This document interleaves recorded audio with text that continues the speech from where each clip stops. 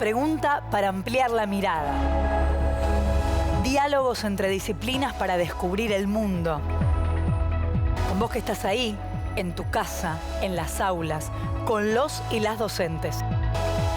Nuevas formas de conocer, otros modos de aprender. Seguimos educando.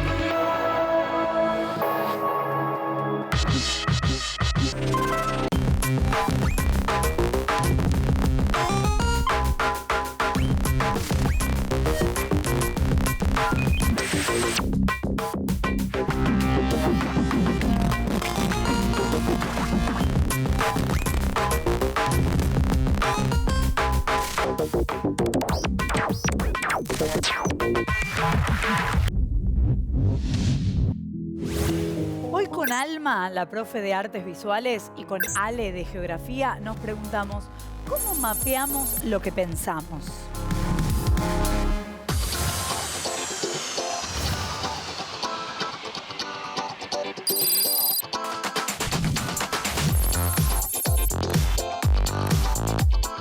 Sí, uso mapas en mi vida cotidiana. Para moverme por la calle cuando tengo que ir sola, en bici, en colectivo. Sí, uso mapas casi siempre en la escuela. En el colegio o para orientarme cuando necesito llegar a algún lugar. Y uso más que nada un mapa virtual, Google Maps.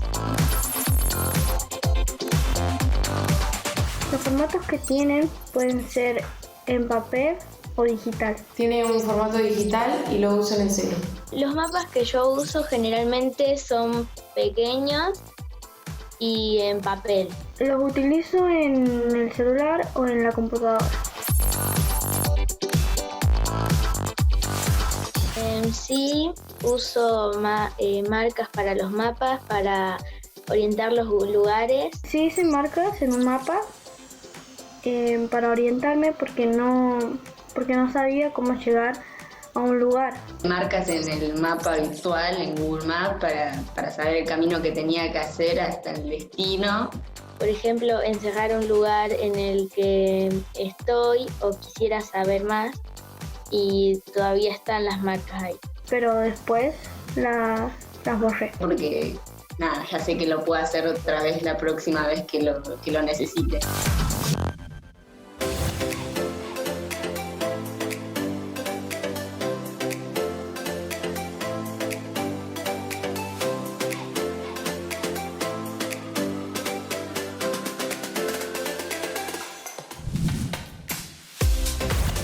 Mapeamos lo que pensamos. A partir de esta pregunta vamos a recorrer el universo de la cartografía. ¿Cómo nace? ¿Para qué la usamos? ¿Y cómo se ha desarrollado y modificado a lo largo de los años? Sin darnos cuenta, la cartografía tiene una gran participación en nuestra vida cotidiana. Los tiempos han cambiado y el modo de elaborar los mapas y la utilización de los mismos también. Hay diversas maneras de usar estos mapas para viajar, para trasladarnos, para buscar una información específica y para buscar su localización. Proponemos plantear diversos interrogantes que nos sirvan de disparador para ampliar los límites de esta disciplina. Por ejemplo, ¿qué representan los mapas? ¿Nos representan? ¡Qué gran incógnita! Me imagino cuántas cosas seguramente no están representadas en los mapas. Así es, estos límites que a veces nos representan y otras no, están en continuo movimiento, como el nuevo mapa de Argentina, que incluye nuestro territorio de un modo distinto y que luego vamos a analizar en detalle. Las maneras de usar los mapas están cambiando. Hoy es posible llevar un mapa en un teléfono, ubicarse con una aplicación muy sencilla. Eso fue gracias a la influencia de las modernas tecnologías de la información. A partir de este avance, surgen nuevas experiencias en los modos de representar los mapas. La cartografía es elaborada principalmente por el Estado, pero en la actualidad podemos encontrar otros actores sociales que se relacionan con el territorio y plasman sus representaciones. Y lo más importante de eso que menciona Ale es poder observar cómo representamos esos mapas emergentes y cómo lo hacen otras personas. Porque cada nueva representación refleja una interacción con ese mundo que nos rodea. ¿Y cómo se llama esta herramienta que les sirve a las personas para entender mejor su territorio y poder hacer algo para cambiarlo? Hablamos de cartografías participativas o sociales, que nos permiten, mediante una serie de procedimientos, construir un conocimiento integral a partir de las experiencias de los propios habitantes en relación al territorio. Es a partir de esta interacción de la comunidad con su territorio que nos preguntamos, ¿cuáles nuevos mapas surgirán en adelante? Las cartografías se siguen pensando y reinventando, porque a través de ellas podemos ser testigos de las relaciones que establecemos con lo que nos rodea. Las cartografías se amplían, se debaten, se discuten, se transforman. Pueden plasmar tensiones u omitirlas. Algo parecido pasa con el arte, ya que con lo que hacemos podemos registrar cómo vemos las cosas, cómo las pensamos y qué tensiones nos atraviesan. Muchos artistas trabajan con cartografías, porque estas son imágenes que representan y comunican la relación entre las personas y los territorios. Por cierto, ¿saben que el arte también es una manera de investigar? Antes de responder ese interrogante, vamos a indagar un poco en la historia de la cartografía.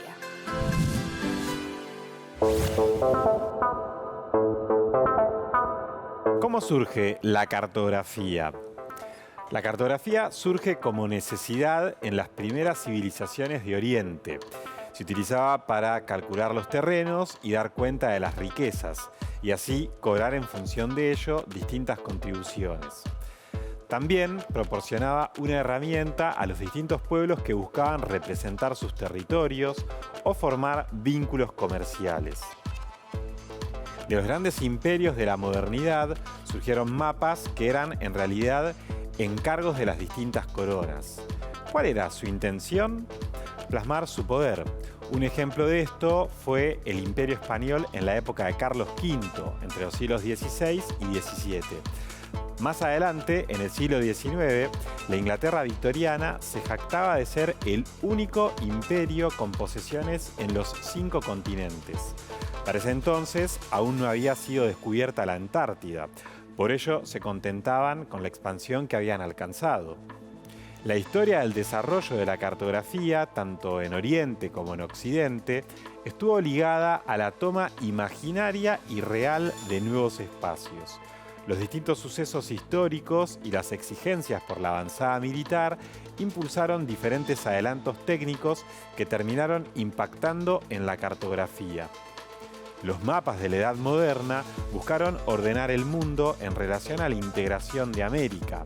Nacía el Nuevo Mundo, que puso en crisis las cosmovisiones más antiguas y con ello anuló discusiones referidas a la forma de la Tierra.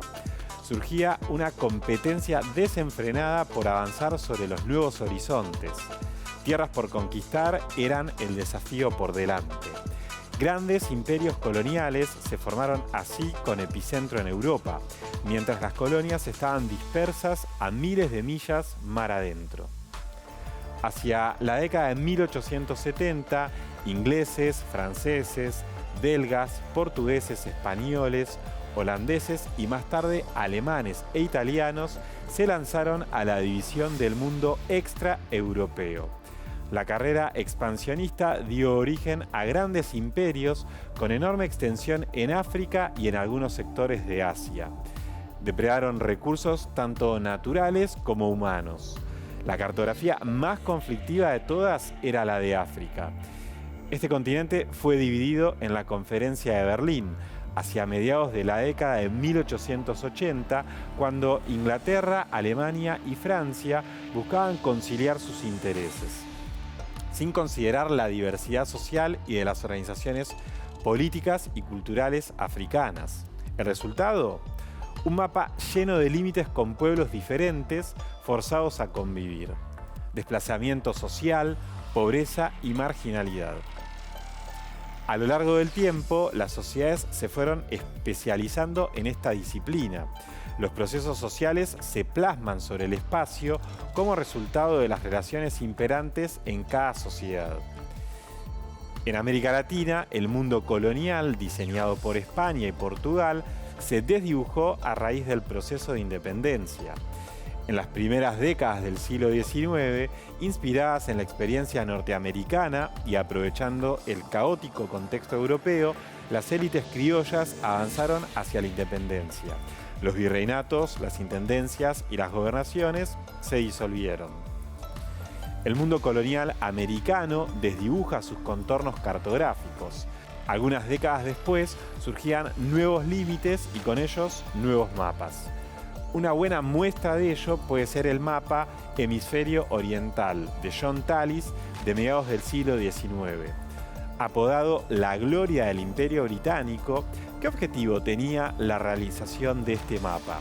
¿Quién encargó a Tallis tal trabajo? Estos interrogantes nos llevan ante una evidencia. Los mapas son imágenes del poder, un poder que los financia y que busca imponerse ante los demás.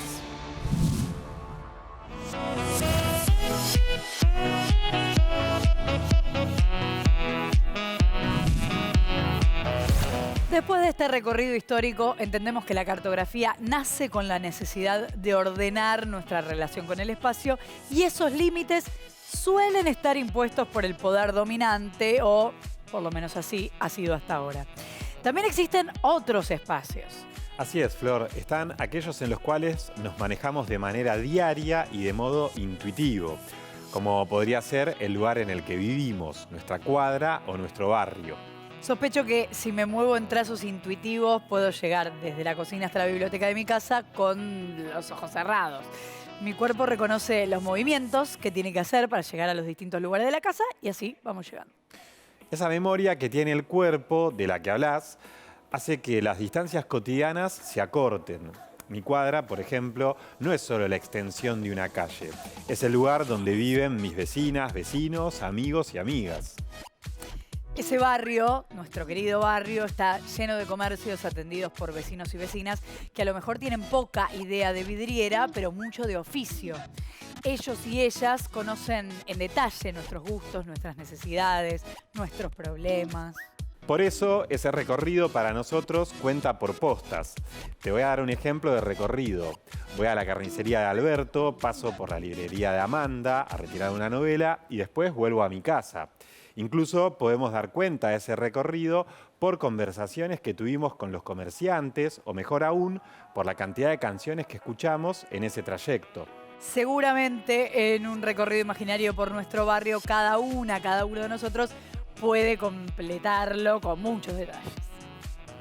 Al espacio que atravesemos en este recorrido lo vamos a llamar orgánico. Este espacio lo podríamos representar por medio de un plano.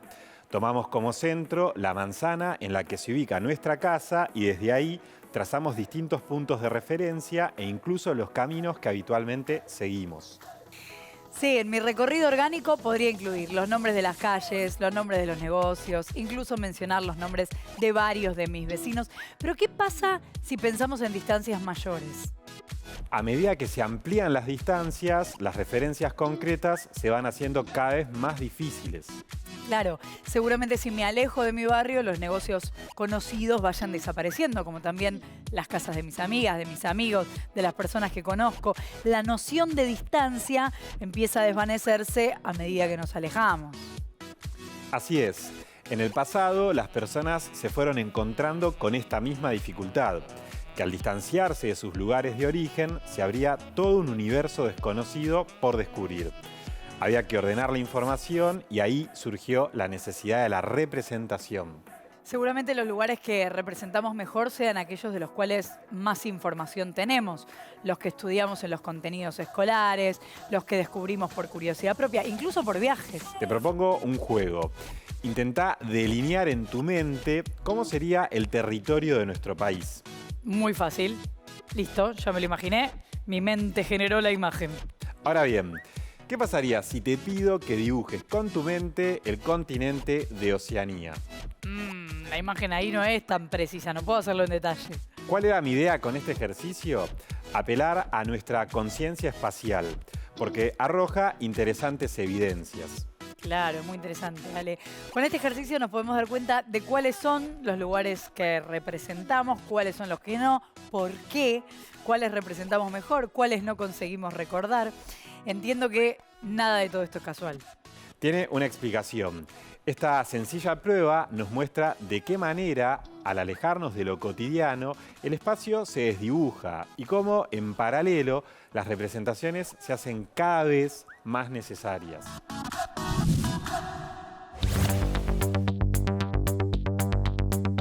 Con la formación de los Estados-nación en el transcurso del siglo XIX, la cartografía pasó a volverse cada vez más estratégica.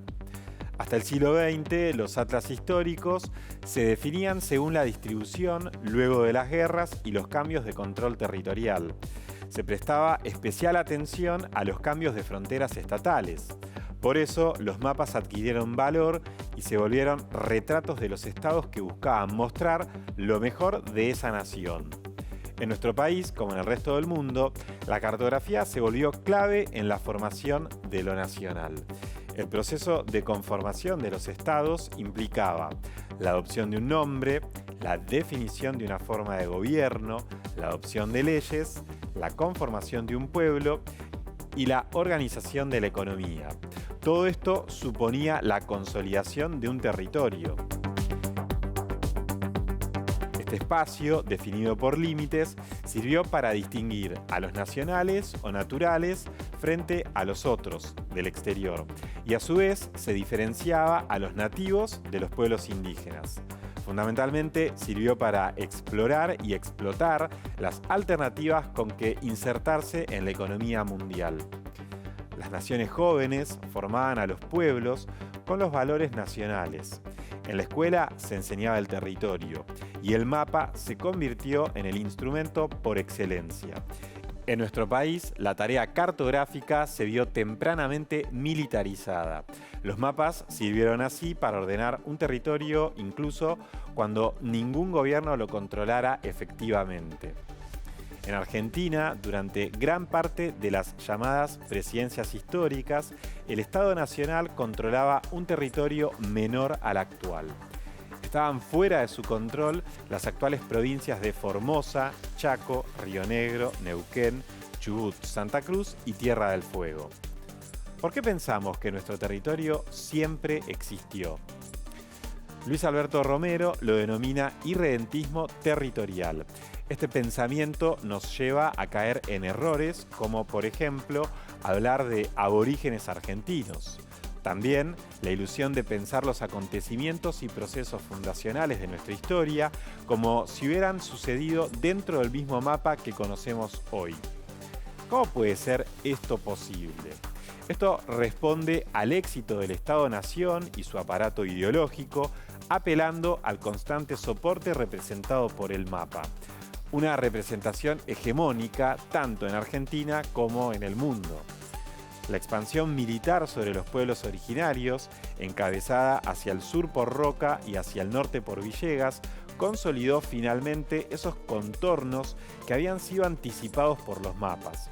Así fue como se sumaron las tierras de Patagonia y el Chaco. Estas zonas alejadas del poder central y con poca población quedaron bajo el designio del gobierno nacional, que nombraría a sus autoridades. Por otra parte, con población aborigen e inmigrante, se estableció que recién se les concedería la categoría de provincia cuando superaran los 60.000 habitantes.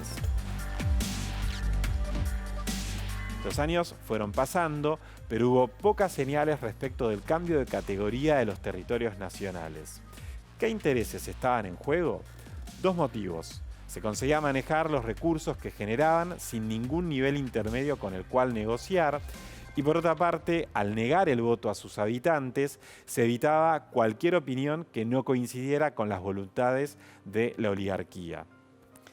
En la década de 1880, con el mapa argentino, parecido al que conocemos hoy, se estabilizó momentáneamente el conflictivo y complejo armado del territorio nacional. Luego de casi 130 años de cartografías controladas por la esfera militar, esta responsabilidad nacional pasó al área civil y se denomina Instituto Geográfico Nacional. En 2009, el Instituto Geográfico Nacional se incorporó definitivamente a la Secretaría de Planeamiento del Ministerio de Defensa. En 2020 se dio a conocer el nuevo mapa de la plataforma continental. El 25 de agosto, el Poder Ejecutivo promulgó la Ley 27.757 de Espacios Marítimos, aprobada el 4 de ese mes por el Congreso Nacional, por medio de la cual el Estado podrá proteger los derechos de soberanía sobre los recursos del lecho y el subsuelo del mar argentino. Con la Antártida incorporada al mapa, la Argentina pasa a ser un país bicontinental. Desde la Quiaca al Polo Sur cambia el centro geográfico. Provincias como Córdoba y Santa Fe estarán ubicadas en el norte, en tanto el centro del país le corresponde a Tierra del Fuego. El sector sur será entonces el territorio correspondiente a la plataforma continental de la Antártida. El proyecto con el nuevo mapa incluye su plataforma continental, un logro enmarcado en la normativa internacional que contempla la Convención de Naciones Unidas sobre los Derechos del Mar, o CONVEMAR. El proyecto, junto con otras dos iniciativas que apuntan a fortalecer la soberanía argentina en los espacios marítimos del Atlántico Sur, había sido presentado al presidente de la Nación con motivo del Día de la Afirmación de los Derechos Argentinos sobre las Islas Malvinas, Georgias del Sur y Sandwich del Sur.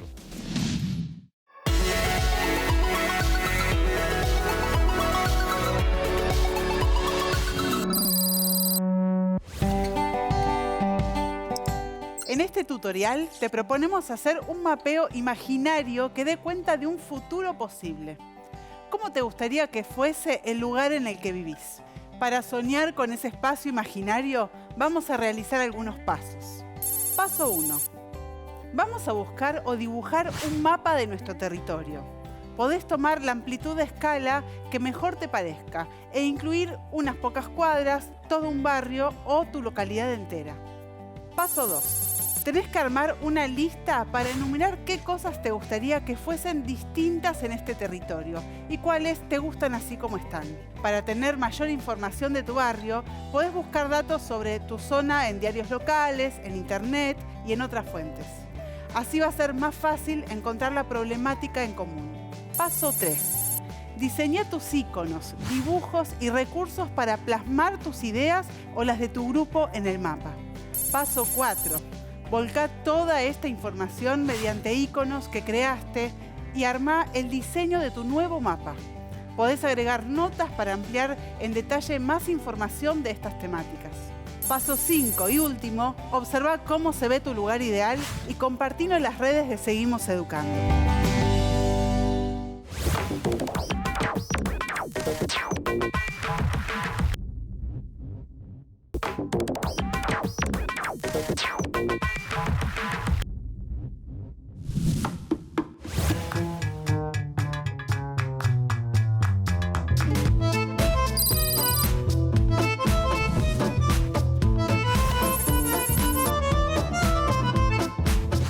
Me gustaría que haya mapas de música donde uno pueda orientarse y saber en dónde se originó tal tema de tal género. Yo creo que hoy en día está todo representado en un mapa. Y, por ejemplo, me interesan mucho las bicisendas, saber dónde hay, en qué calles hay bicisendas o no, y la verdad que actualmente no hay un mapa que te muestre todas las bicisendas que hay, y creo que es re importante a la hora de moverme en la bici para saber qué calle puedo agarrar y cuál no, y creo que eso falta todavía, pero está en camino, supongo.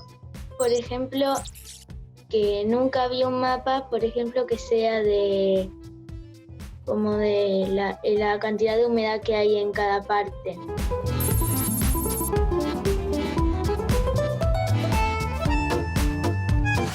No, porque no sabría cómo empezar.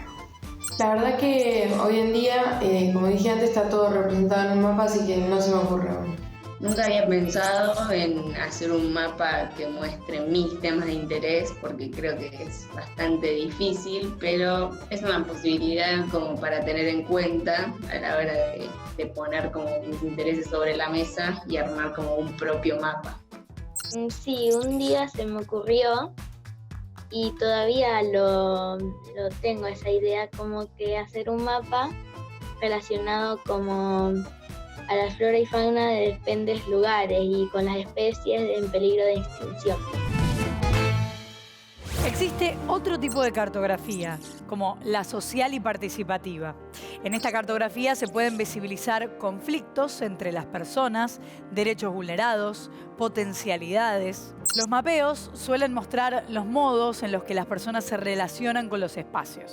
Por eso, a partir de estas representaciones, un grupo puede generar y proponer cambios en ese territorio que mapea y ampliar las miradas sobre el pasado, presente o futuro de los territorios.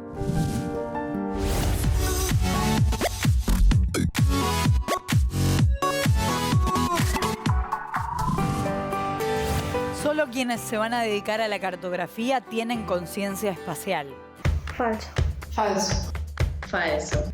Falso. Falso, muy falso. Todas y todos tenemos conciencia espacial. Queda en evidencia cuando recordamos un camino o cuando nos movemos con familiaridad por el espacio del colegio o del trabajo. También hacemos uso de esta conciencia cuando nos resulta muy fácil hacer un croquis de nuestra habitación o de nuestra casa.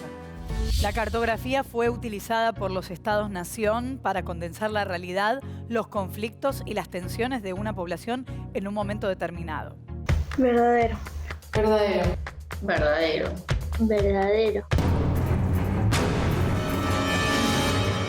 Falso. La cartografía fue más bien empleada para consolidar una idea de territorio, con la cual respaldar la nacionalidad y la identidad de la ciudadanía. Por lo general, silenciando la mayor parte de los conflictos de quienes viven dentro de esos espacios. Las experiencias de mapeos colectivos buscan generar nuevas cartografías que sean representativas de las problemáticas que atraviesan a las distintas sociedades. Verdadero. Verdadero. Verdadero. Verdadero. Es verdadero. Estos mapeos cubren temas políticos, económicos, culturales y ambientales. Esta dinámica de construcción colectiva busca generar nuevos mapas donde se muestren otras realidades. Los mapeos colectivos son una metodología cuyo único objetivo es generar un nuevo mapa. Falso. Falso. Falso. Falso. Falso. Además de los mapas obtenidos, los mapeos son acciones colectivas que habilitan la puesta en común sobre temas que nos interesan. Son un medio para reflexionar, compartir saberes y prácticas. Al mismo tiempo, puede funcionar como un impulso para la participación, el intercambio de saberes, la visualización de resistencias y el señalamiento de relaciones de poder, entre muchos otros. Los mapeos colectivos se realizan con personas especializadas en cartografía. Verdadero. Verdadero. Falso. Falso. Falso. En los mapeos colectivos puede participar todos aquellos que tengan interés por reflexionar sobre sus experiencias espaciales. Se plantean conflictos o tensiones con las que conviven y que no están representadas en otros mapas. El resultado de un mapeo colectivo termina tomando siempre la forma de mapa. Verdadero. Falso. Verdadero. Verdadero. Es verdadero. Los mapeos colectivos llevan a todo tipo de expresiones y formas cartográficas, que no por ello tienen que ser como los mapas habituales, siendo algunas más abstractas que otras. Los participantes hacen uso y modifican las herramientas visuales y los mapas, pero también se los alienta a crear sus propias formas de representación.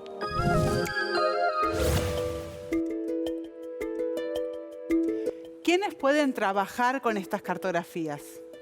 Todas las personas que se sientan convocadas.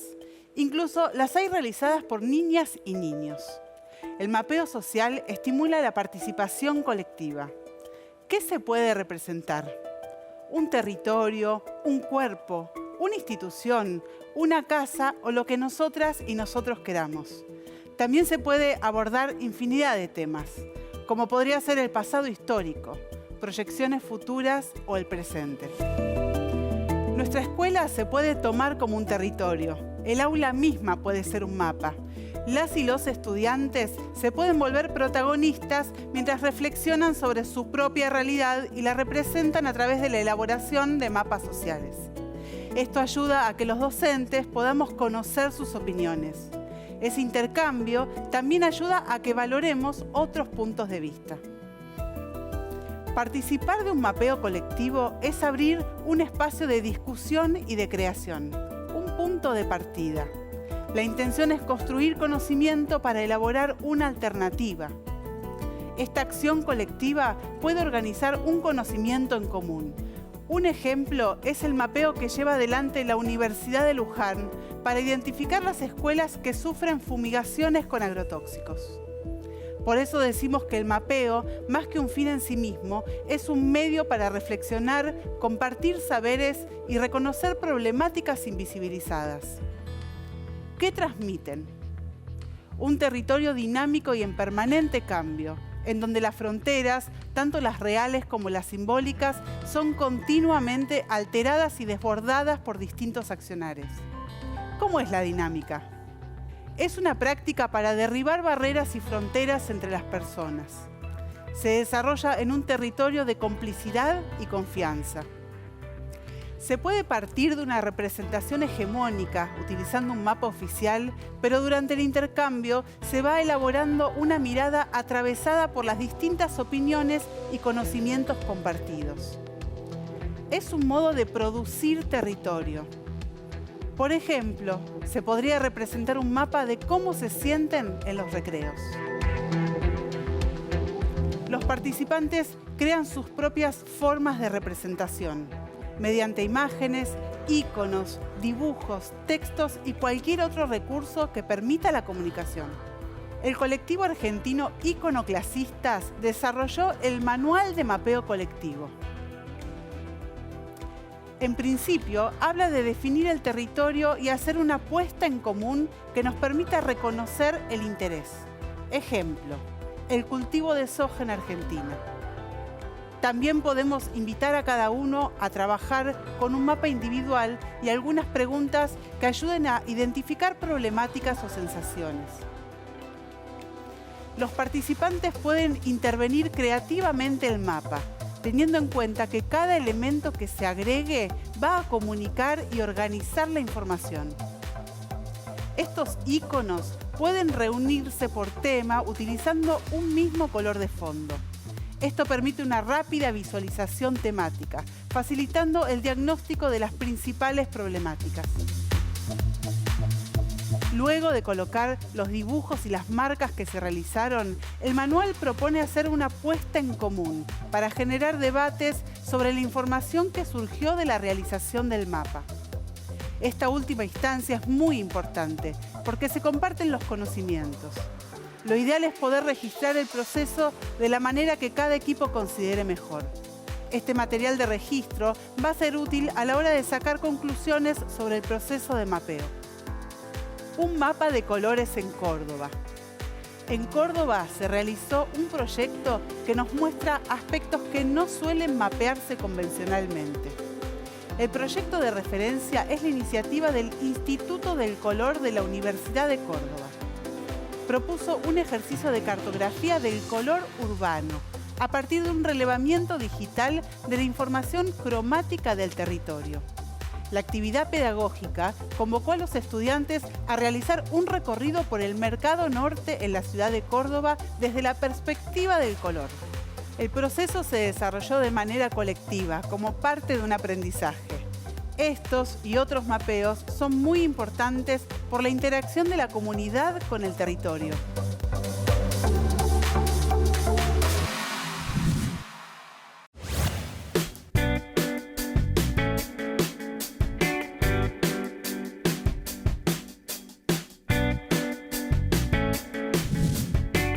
Para comenzar este debate, podemos destacar que uno de los objetivos de las ciencias sociales, en la escuela primaria y también en la escuela secundaria, es preparar a los y las estudiantes para vivir en sociedad.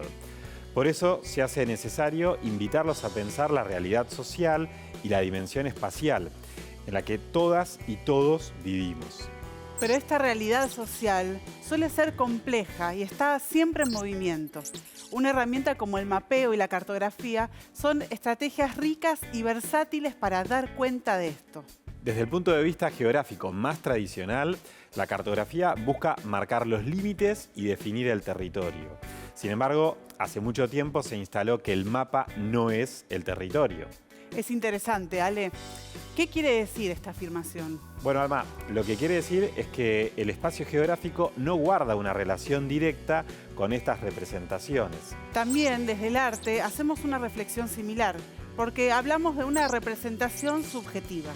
Entonces, si un mapa o un globo terráqueo no da cuenta de un territorio, ¿qué es lo que representa? Esa representación es un instante. Ha sido delimitada en un contexto y por un estado específico. ¿De dónde se desprende este razonamiento? De un soldado que en la Primera Guerra Mundial cayó a una fosa que no estaba en ningún mapa. Eso quiere decir que ese mapa no es la realidad. Además, como pudimos ver a lo largo de todo el capítulo, no fue siempre igual. Entonces me pregunto, ¿qué es un mapa? ¿Es un dibujo? Desde las artes visuales pensamos que también podría ser una obra de arte. Un mapa tradicional es la representación de un instante, un momento determinado de una sociedad. Esta suele ser la idea que el Estado quiere transmitir, pero los vínculos con el poder que los avalan muchas veces son invisibles. A diferencia de la cartografía tradicional, el mapeo como práctica participativa se puede usar para profundizar los conocimientos que se tienen de un territorio o para transmitir esos saberes a otras personas que no pertenecen a esa comunidad. Los mapas tradicionales no suelen establecer diálogos con los conflictos atravesados para la conformación de esos territorios. Como por ejemplo, muchas veces se piensa que el mapa de Argentina fue siempre igual y no fue así. En ese sentido, a través del arte y de la cartografía colectiva como modo de conocimiento, podemos notar cuántas facetas distintas hay en eso que vemos. En los dos casos, los procesos son complejos, reflexivos y proponen lecturas activas. La tradición cartográfica no tiene tantas capas. Muchas veces pretende mostrar fortaleza e invisibilizar las tensiones. Todas esas tensiones son las que se intentan plasmar en un mapeo colectivo, en el diálogo de la población con su territorio. La búsqueda de la integración entre los distintos lenguajes llenos de significados los hace más enriquecedores. ¿Es el mapeo colectivo una herramienta para repensar la cartografía tradicional y ampliar los límites de la disciplina? ¿Cómo podemos beneficiarnos de estas otras cartografías?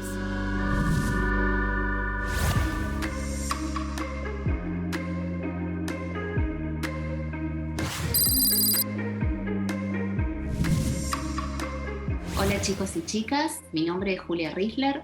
Yo soy Pablo Ares. Y somos los creadores de Iconoclastia. Llegamos al mapeo colectivo en el año 2008 a partir de una demanda que teníamos de interactuar con las personas y de realizar actividades útiles a la comunidad en base a las herramientas y a lo que estábamos manejando, que veníamos manejando como mapas, gráficas, desde hacía muchos años atrás. Bueno, el mapeo es una práctica que se realiza entre distintas personas e incluye distintos tipos de lenguajes, por ejemplo, lenguaje gráfico, lenguaje cartográfico, muy apoyado en imágenes visuales, muy coloridas, también dinámicas lúdicas, de juego, donde la gente no solamente participa conversando sobre sus experiencias cotidianas en relación a un territorio, sino que también es divertido, bueno, es entretenido y bueno, apunta justamente a poder generar ese espacio de encuentro entre todos y todas. Con estas metodologías en distintos países se están trabajando a partir de que nosotros viajamos en muchos lugares de Latinoamérica y hemos formado un montón de mapeadoras y mapeadores. Chile, Uruguay, Brasil, México, Colombia, Centroamérica, Costa Rica, El Salvador y también en España y en Portugal. Bueno, en la escuela se puede utilizar de diversas maneras. Como el mapeo genera este ámbito de encuentro y de confluencia entre distintos saberes y entre personas también de distintas edades, con distintas inquietudes, un primer modo de utilizar el mapeo puede ser para conocer, por ejemplo, dónde vive cada uno, por dónde se mueve, dónde está la plaza del barrio, qué tipo también de situaciones se viven en el barrio cotidianas, detectar alguna que otra situación de malestar o que no agrada tanto a los estudiantes, para de alguna manera poder intervenir sobre ese territorio, ¿no? Lo que genera el mapeo, justamente este diagnóstico participativo que nos permite entre todos y todas decir, bueno, ¿de qué manera podemos modificar el barrio para que sea más placentero vivir ahí, más igualitario, con menos desigualdades, etcétera, ¿no? Desde hace años venimos trabajando principalmente temáticas ambientales, temáticas sociales, pero también temáticas vivenciales, de cómo vivimos el territorio, de cómo lo habitamos, de cómo lo pensamos, de cómo lo proyectamos a futuro. Siempre estamos pensando en temáticas que puedan ayudar a construir una sociedad más justa y construirla entre todos, de manera democrática, pero también desde abajo, desde los niños, desde los ancianos, desde las escuelas, y que con eso puedan interlocutar también con las autoridades, ¿no? Porque siempre un mapa, siempre pensar el territorio y tener esa herramienta cartográfica, que es un mapa, interpelan de mejor manera a los gobernantes, a los municipios, a las provincias. Recomendamos participar de un taller de mapeo colectivo, primero porque es una instancia de trabajo muy divertida, muy lúdica, donde hay juego, donde se pone en escena el cuerpo y el movimiento, el dibujo, la escritura, y sobre todo porque es un ámbito de encuentro donde se intercambian distintas voces que participan o que piensan colectivamente sobre el territorio que habitan. Entonces, en ese sentido, cuando uno está con otras personas intercambiando experiencias y sensaciones, también aprende más de lo que ya sabía previamente, y eso la verdad que es siempre muy bueno para desarrollar distintas prácticas a futuro. Bueno, los invitamos a que ingresen al sitio web iconoclasistas.net. Ahí van a tener una cantidad enorme, gigante de imágenes, de ejercicios, de dinámicas que pueden desarrollar en las aulas con sus compañeros y compañeras, y también hay actividades específicas para escuelas, así que bueno, están invitadísimos a pasar por el sitio. Le mandamos desde aquí un gran abrazo de Julia y mío, y bueno, que estén muy bien. Dos países se unen para el cuidado de un parque binacional, un proyecto de integración cultural, una experiencia que amplía la idea de frontera. Estamos ubicados, Carla, en un lugar donde se une Argentina, donde se une Brasil. Aquí este monolito simboliza precisamente eso. Total, se ponen de acuerdo en todo. Hay un solo tema en el que no pueden ponerse de acuerdo, y es el fútbol, mis amigos. De un lado festeja cuando pierde Brasil, del otro cuando pierde Argentina, pero esto es así. Pero vamos a hablar un poco del trabajo que se hace en conjunto aquí. Lo tenemos a Diego Jiménez, el arquitecto, que él es argentino, está representando a Argentina, y lo tengo del lado brasileño un poco a propósito. Bienvenido. Bueno, gracias. Muy orgulloso de que vengan a visitar nuestra tierra y hablarle de algo concreto, que es un proyecto integrado con Brasil. La palabra integración es la que unió a este proyecto, y a partir de la idea de integración lograr un parque integrado con Brasil y Argentina, donde nosotros cambiamos el concepto de límite por el concepto de lugar, y se convergen varias cosas socialmente, económicamente, culturalmente. Dos países que teníamos diferencia, como decía, en el fútbol, y hoy lo llevamos a una realidad de integración, que es este proyecto que nos permite estar en la Argentina y en el Brasil al mismo tiempo, con una misma identidad arquitectónica, en diseño urbano, mobiliario urbano, y vos vas a estar caminando por Brasil y por Argentina sin saber que hay un límite físico real. Claro, y me voy a mover un poquito para acá porque lo tengo a Leo. Leo, vení para aquí, por favor. Leo Massetti es el ingeniero que representa en este caso a Brasil. Leo, ¿cuál es el trabajo que realizan aquí ustedes? Boa tarde, a gente tem a empresa e trabalhamos na construção civil e recebemos um convite para vir executar esse projeto. Um projeto de integração, como vocês já viram aqui, já mostraram em outras oportunidades. E para mim está sendo uma experiência muito grande por poder trabalhar em 2 países ao mesmo tempo e conhecer também um pouco da cultura. Para mim está sendo interessante e a gente vê a satisfação das pessoas que passam já onde os trechos já estão executados.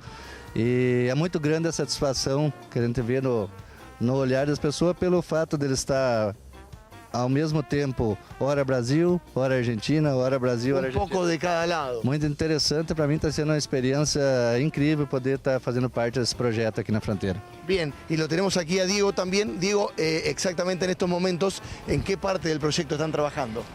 Estamos trabajando en una primera etapa que es la que tenemos con el municipio de Dionisio Cerqueira y que es el estado de Santa Catarina y Bernardo Irigoyen en Argentina. Es una primera etapa del proyecto que comprende en la mitad del proyecto nace un río que es el río Pepiriguazú.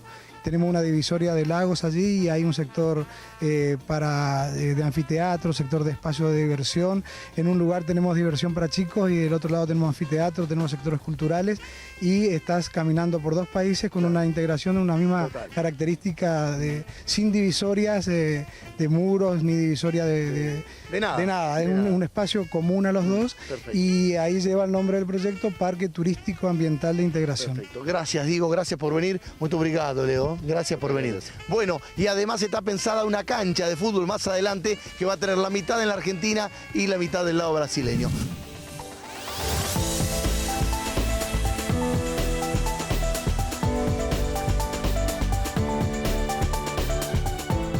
Por lo que pudimos ver a lo largo del capítulo, el territorio es el espacio socialmente construido. El mapa no es el territorio, es una imagen estática a la cual se le escapa la permanente transformación y cambio a los que están expuestos los territorios. Son las personas que lo habitan quienes realmente crean y transforman el territorio. Lo podemos moldear, recrear, transitar, transformar y por supuesto también representar de nuevas maneras. Y a partir de lo que aprendimos hoy, seguramente la próxima vez que estemos ante un mapa, nos animemos a mirarlo y a pensarlo de modos diferentes.